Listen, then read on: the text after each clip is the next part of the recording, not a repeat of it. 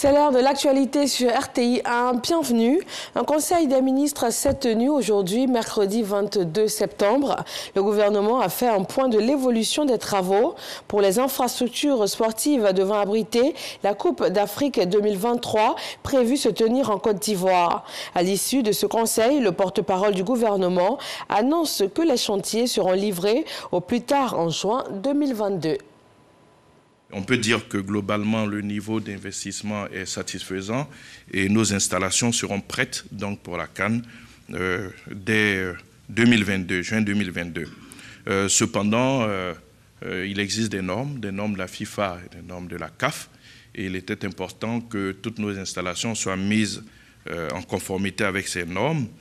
Ainsi, donc, le stade des Bimpe, donc, qui a été livré, est fermé pour cette mise en conformité. Et même si le stade de Yamoussoukro est achevé à plus de 90%, la pelouse est impeccable, mais la mission de la CAF qui est arrivée ici a souhaité que les derniers matchs de qualification qui nous restent puissent être joués à l'étranger, et c'est ce qui sera fait. C'est des matchs donc, qui devaient être abrités en Côte d'Ivoire, mais en raison donc de cette opération de mise en conformité de nos installations, eh bien, ces matchs vont se dérouler à l'étranger. Des parlementaires de l'UEMOA, membres du comité interparlementaire dénommé CIP-UEMOA, se sont réunis à Bamako, la capitale malienne, pour réfléchir sur leur contribution à la concrétisation de la mise en marche de la monnaie unique ECO. Ils se fixent comme objectif de la monnaie unique ECO une synergie d'action dans le sens de mettre en lumière les avantages de l'ECO en faveur des pays membres de l'Union économique et monétaire ouest-africaine. Après l'échec de 2022, le CIP-UEMOA veut prendre une part active afin que 2027 soit l'année de l'utilisation de la monnaie unique ECO, qualifiée de grand projet par ses parlementaires de l'UEMOA. Des centaines de jeunes Ghanéens sont dans la rue pour demander des réformes sociales et économiques. Ce n'est pas une première. Ce mouvement social, né en mai dernier, réclame une meilleure gouvernance et souhaite s'installer dans la durée.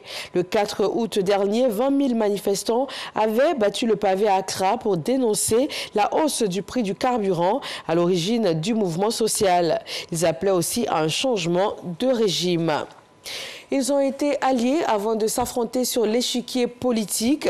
Le président béninois Patrice Talon et son prédécesseur Yahi Boni se sont rencontrés ce mercredi. Lors de ce tête-à-tête qui a duré 1 heure, l'ex-chef de l'État a exposé à son successeur une série de propositions et de demandes portant notamment sur la libération des détenus politiques, dont la candidate investie de son parti, Rekia Madougou, recalée puis incarcérée depuis mars dernier sur accusation de financement du terrorisme. Les deux hommes, depuis la passation du pouvoir en 2016, se sont déjà rencontrés à 2 reprises. En Libye, le maréchal Haftar, l'homme fort de l'Est du pays et chef de l'autoproclamée armée nationale libyenne, s'est officiellement retiré provisoirement de ses fonctions militaires. Dans l'attente de l'annonce de sa candidature attendue à la présidentielle de décembre, il a annoncé la nomination d'un remplaçant provisoire jusqu'au 24 décembre, date du scrutin. Il y a 2 semaines, une loi électorale a été adoptée pour lui permettre de se porter candidat et de pouvoir retrouver son poste militaire si jamais il n'est pas élu. Ils sont au moins 19 000 migrants amassés sur la côte nord de la Libye. Ils viennent pour la plupart d'Haïti et espèrent se rapprocher du Panama, puis accéder au territoire américain. Cet afflux toujours régulier avait cessé en 2020 en raison de la fermeture des frontières due au coronavirus. Mais depuis la réouverture des frontières, un flot incessant de candidats à l'exode se presse aux portes de cette petite ville en espérant traverser par bateau. Merci de votre attention à RTI 1. Je vous retrouve à 20 h.